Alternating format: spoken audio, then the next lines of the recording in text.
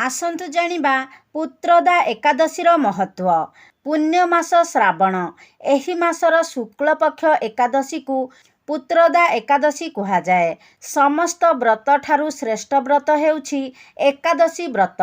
पुत्रदा एकादशी वर्षरे दुई थर पालन करा जाइथाए। प्रथमटी श्रावण मास शुक्ल पक्ष एकादशी रे पालन हेउथिबा बेले द्वितीयटी पौष मास शुक्ल पक्ष एकादशी रे पालन करा जाइथाए। दुईटी एकादशीर महत्व समान होइथाए। जेउ मानकर संतान प्राप्ति रे समस्या थाए सेमाने एही व्रत पालन करिबा उचित। संतान प्राप्ति हेबा संगे संगे संतान मानक निवारण करिबा पई एही व्रत पालन करा जाइथाए।